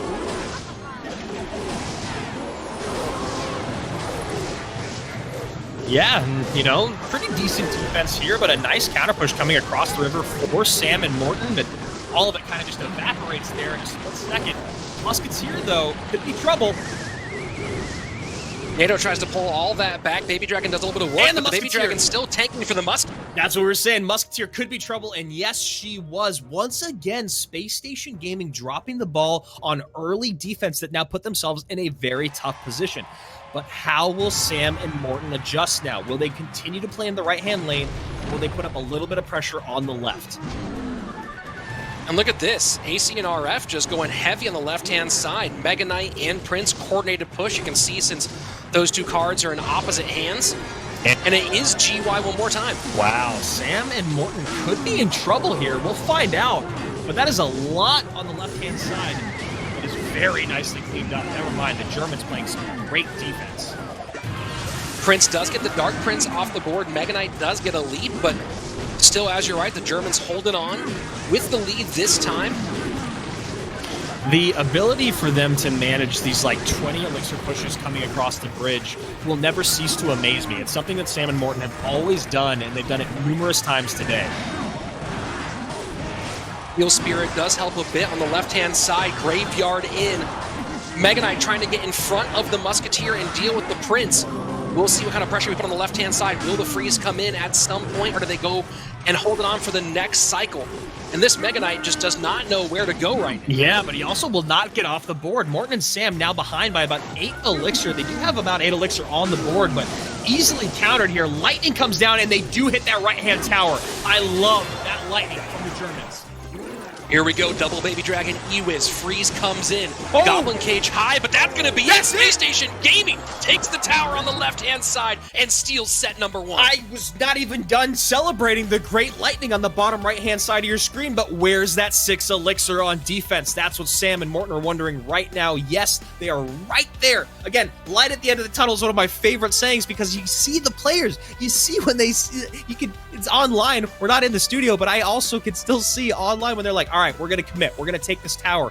And that lightning came way too early. RF and AC punished with that graveyard. And it was a steal in game 1, in game 2, and in game 3. Well, maybe Andrew has switched from light end of the tunnel to Hort to the barn because the reckless abandonment going for it there at the end. And again, as you said, maybe that lightning, maybe they thought they could get back around and log lightning one more time before they lost their tower on the left-hand side. Turned out not to be the case. AC and RF taking the 2v2 set in style. It was just one of those moments where I'm pretty sure Space Station Gaming's 2v2 duo recognized what was in cycle, maybe where their opponents were at elixir-wise. You see, and they just pull the trigger. They go Graveyard Freeze as soon as the tank crosses, and this was actually the second to last push here where Space Station kind of made Sam and Morton overspend. And now we get a unit dropped here, and there is the lightning that I was very excited about. They do hit that right-hand tower, but now you see 10 elixir going up against what feels like 100 here with 2 Baby Dragons and Ewiz and the Graveyard Freeze. Sorry, go ahead. Yeah, no, and you see what they were going for there. I mean, the ability to actually get that Dark Prince once the shield comes off, get it off the board and get tower damage, you see the value there. It's impressive. But keep in mind that in this, it's insanely impressive. It doesn't finish the tower. It doesn't put it quite in range to put you are going to finish the tower in this sequence. And it's also -2 when you're talking about getting the Dark Prince off, who's already no shielded. Yeah. So let's call it really it's almost like a -3 at that stage, elixir-wise. And we saw the problem when it went the opposite direction with what AC and RF were able to do. And you still have to get all the way back around. You still got to get all the way back to the lightning and the log and hope that neither one of those spells have had been used on defense. So that's just a mistake. That's just straight up all it's called is a mistake. And honestly, that's what it was in game 1 or game 2 and 3 for Sam and Morton. They started off with massive leads by huge missteps on defense by AC and RF, but they could not close things out. And that's something I said in match day 1, wasn't it? SK Gaming has always had trouble closing games or sets out, and that's why they've never been world champions. I'm hoping that that's not what we're seeing now out of them in 2020.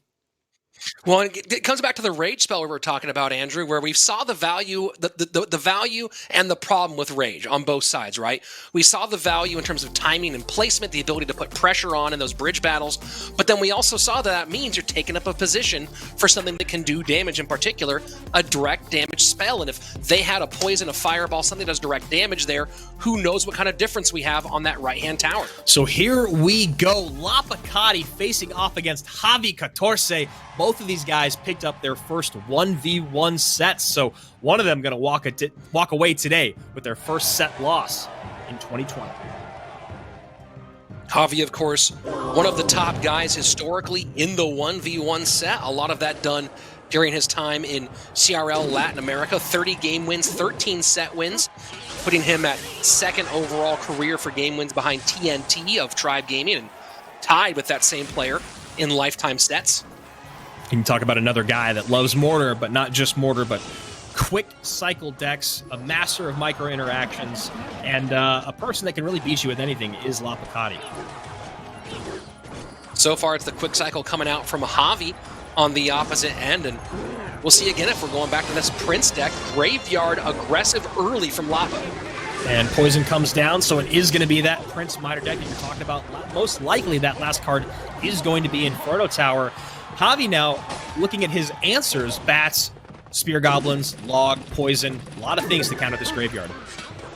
This was one of the, if not the most popular deck that Javi's running. I believe back in the spring season of 2019, we saw this run over and over and over again. And for a long time had the #1 win rate in CRL West. So we'll see if it has the same success and a resurgence with this newly buffed Prince. Yeah, I mean, it definitely makes sense to see it back now with the buffed Prince. And I mean, he's definitely buffed. I mean, you and I both talked about, yeah, he hasn't shown up as much as you'd like in competitive play or maybe even on ladder, but it's not really because he was weak before, but now he is, you can't not use him. So here we go, first 2 minutes away, and it is Javi 14 with a slight lead, 1991 on the right-hand side. Might have been the year Nevermind came out by Nirvana. I could be getting that year wrong, but it feels right. So here we go, Javi leaking a bit of elixir now, pulling off the kite here against the Goblin Brawler. And perfect kite, and Lapo gonna run right into an Inferno Tower on the right-hand side. So while it is a negative trade on that side, Andrew, it does mean that you don't have to worry about much happening on there for a couple of moments. It can really think about the left-hand lane. Yeah, you know, negative trades with this deck that Javi's playing, you obviously don't want to be making them over and over and over, but a -1 trade here and there because of the cycle and because of the cheapness of the cards isn't the end of the world. Graveyard in, the Night Witch as the tank. Bats do not get it off because of the snowball, but poison in response for Javi 14 as we move into sudden death overtime. It is currently the SK Gaming player in the lead, but not by a ton. Wow, and those Spear Goblins, the Void, or the Baby Dragon just doesn't target on him, able to get a bit of damage on the Baby Dragon and still a couple spears thrown in the bottom right-hand side of your screen. So Javi now in a very, very good position. Those bats, a lot of elixir spent. Yeah, you see Javi way up high, and this is the log to knock all of that back. Poison Dart Goblin, so we'll not get much out of the graveyard here for Lapa as we go into the final minute 40. And a great use of the Ice Golem there to clean up the Night Witch. And bats to just mitigate 100% of the damage. These two guys kind of different on paper in both directions. Javi, one of the top all-time competitive players in CRL, but not a big ladder player. Other side of it, Lapa was certainly considered Rookie of the Season in that spring season, but also a well-known ladder guy at 85-64 for his personal best. It's only like a couple thousand trophies higher than me, no big deal. No big deal. NBD, bruh. Final minute, triple elixir, here we go. Minor left-hand side, Ewiz not coming out in response this time.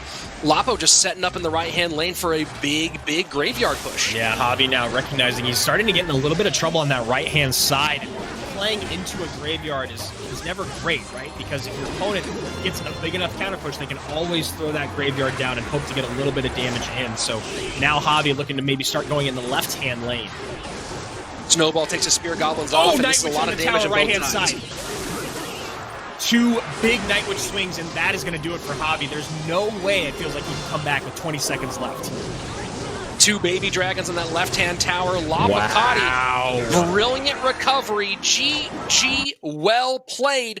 Space Station now with match point in our second set. I mean, I don't even really know the moment where the tides changed so much, but Javi must just feel like that just slipped through his fingers. He was doing so well for so long, and it felt like Lapa was kind of running into a wall time and time again, but I said it before, you can't just play into a graveyard player in the right-hand lane over and over and over again, especially when you look at what Lapa has here. He has a pretty beefy deck with some great splash damage, and that's what happened. That was the story of it. He just kept going right-hand lane over and over and over, and then when you saw Javi readjust, it was too little too late. Lapa was able to ignore the push that came in on the left-hand side.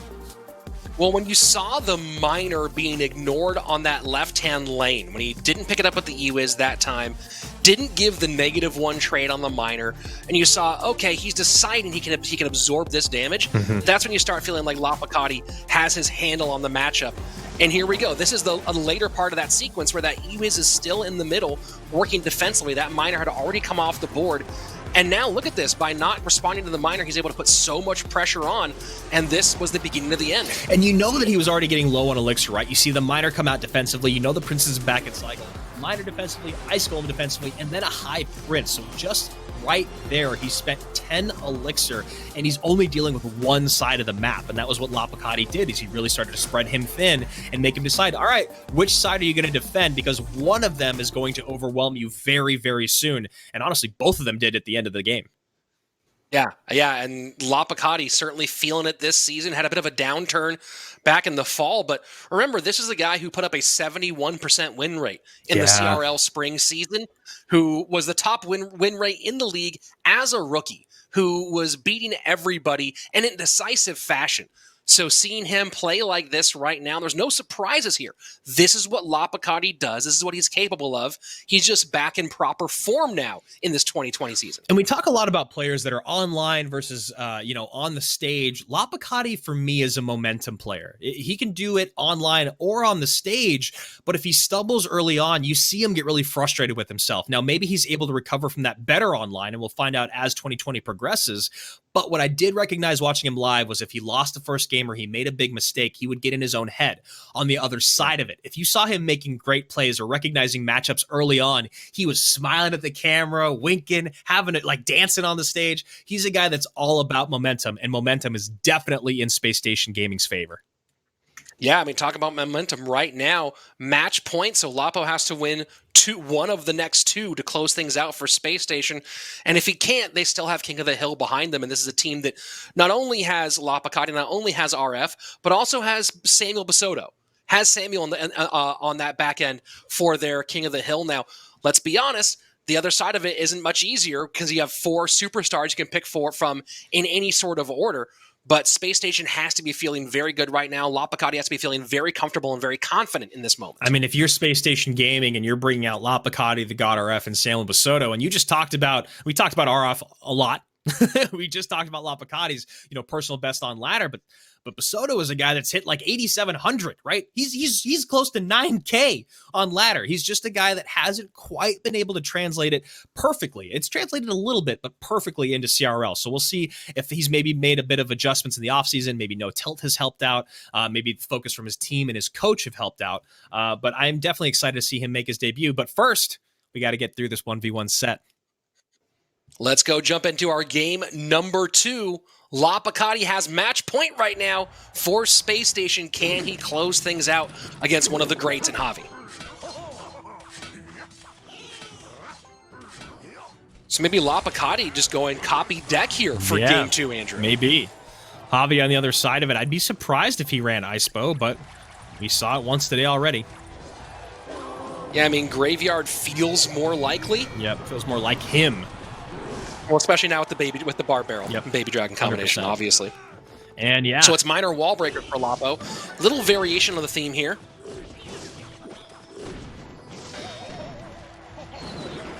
And so rather than just a minor control deck.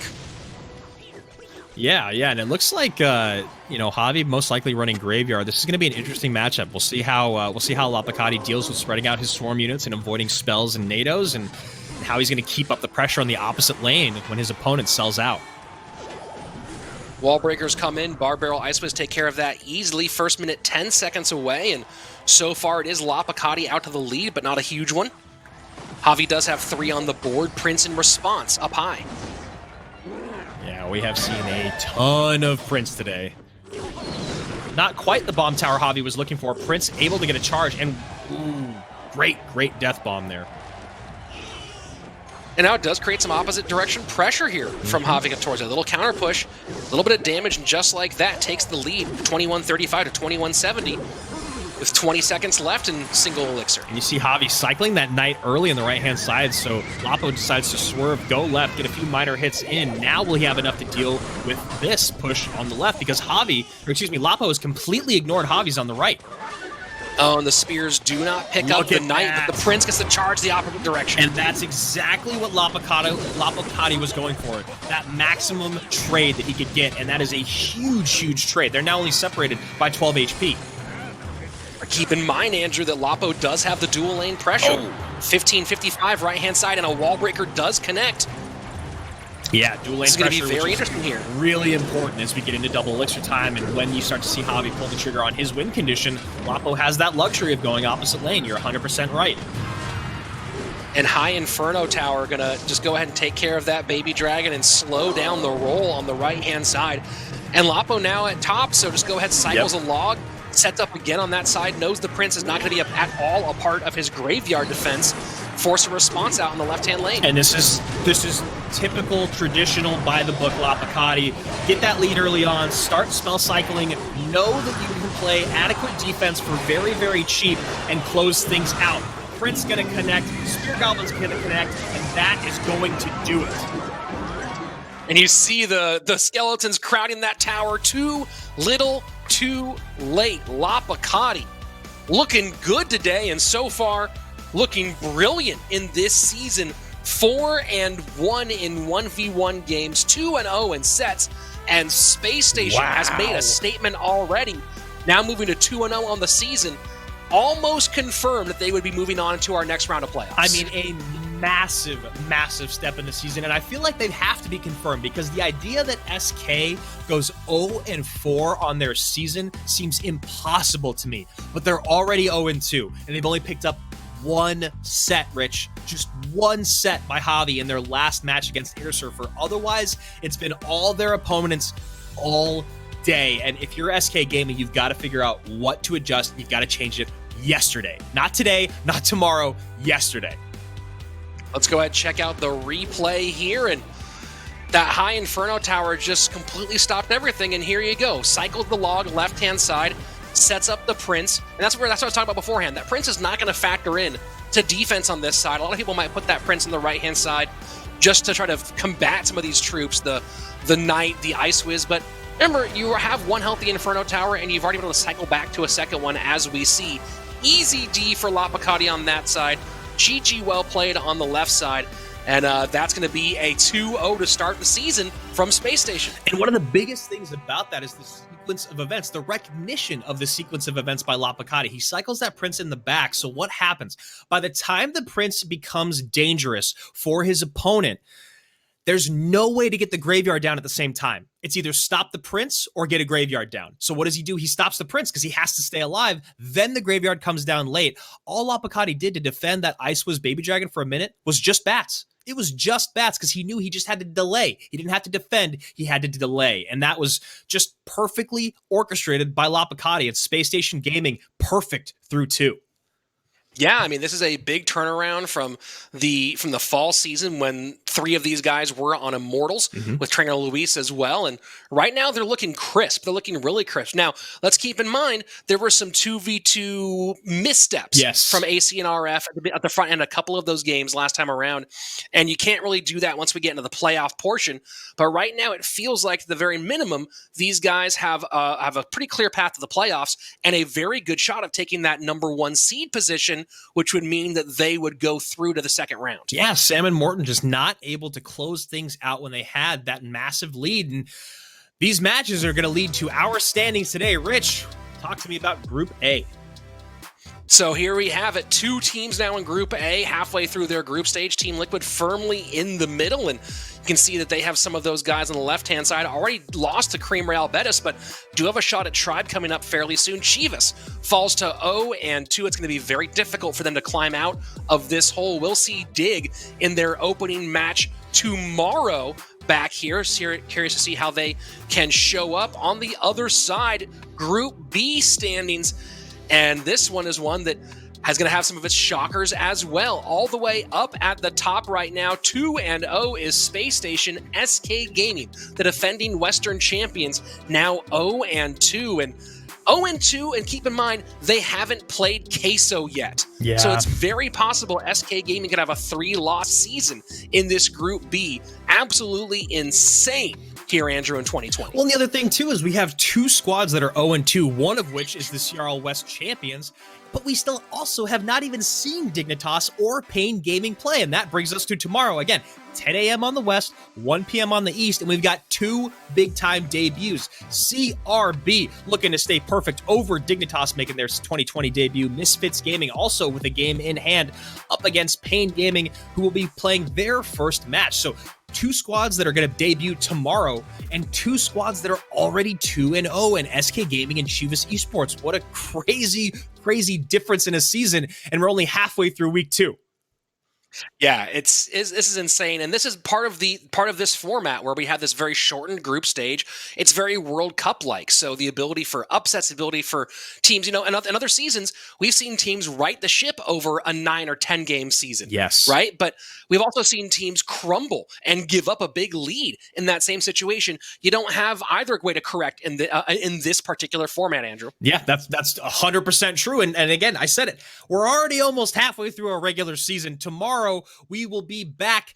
How do you watch it? Where are you going to check us out? Right here on YouTube. Subscribe on YouTube. Ring that bell so you get notifications every single time we go live. And again, we cannot appreciate you guys enough and your patience for dealing with moving to this online format here over in CRL West.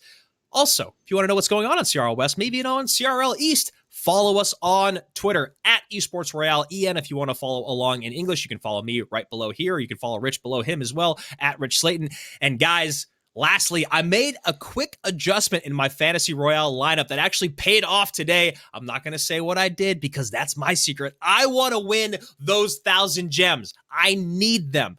Do it every single week. You can start trading on Tuesday. You can trade all the way up until the matches go live on Saturday at 10 a.m. here in the Pacific time zone.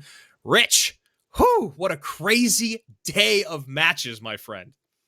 And we have it again tomorrow, Andrew. I'm excited for 2 more teams making their debuts tomorrow. And I'm, of course, excited to go and check out to see how many crowns I actually got or didn't get this time around. Yeah, I feel pretty good. I feel pretty good about my adjustments. Now, again, you can't adjust them tonight. You got to ride it through the weekend. Hopefully your squads will show up. And again, tomorrow showing up, Dignitas and Pain Gaming, the 2 lowest seeded teams in each respective group. Will they come out and upset? Or will they do what everyone kind of put on them? I don't know. Guys, it's been a fun one. We'll see you back here tomorrow. For Andrew Guy, I'm Rich Slayton. Mañana, mañana. Stay safe.